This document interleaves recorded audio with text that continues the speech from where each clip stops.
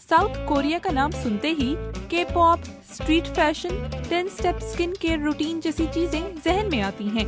सिर्फ यही नहीं, जनूबी कोरिया का कैपिटल सियोल दूसरे मुल्कों के लिए तरक्की की बहुत अच्छी मिसाल है, क्योंकि यहाँ की इंडस्ट्रीज ने दुनिया की इकोनॉमी में अपनी जगह बनाई है। यही वजह है कि जॉब्स की तलाश में बहुत से नौजवान गाँव छोड़कर शहरों में रहने लगे हैं। सियोल की टोटल पॉपुलेशन 2.5 करोड़ है, जो कि साउथ कोरिया की आबादी का 50% है। मगर देहातों में आबादी की कमी ने हुकूमत को परेशान करके रख दिया है। इसी वजह से हुकूमत ने लोगों को गांव में वापस लाने के लिए मुख्तलिफ स्कीमें शुरू की हैं। हुकूमत खेती बाड़ी, माहीगीरी और दूसरे शोबों में इन्वेस्टमेंट कर रही है और ऐसे लग रहा है कि हुकूमत अपने इस प्लान में कामयाब भी हो रही है। माहिरीन के मुताबिक कोविड के दौरान भी कई लोग शहरों से देही इलाकों में शिफ्ट हुए थे। इन लोगों को ये डर था कि शहर के छोटे अपार्टमेंट ब्लॉक्स में कोविड तेजी से फैलेगा।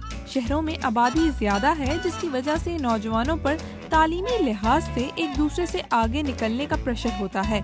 साउथ कोरिया में नौजवानों में खुदकुशी की शरह दुनिया में सबसे ज्यादा है। माहिरीन नफ्सियात ने इसकी बड़ी वजह कंपटीशन और एक दूसरे से आगे निकलने का प्रेशर करार दिया है।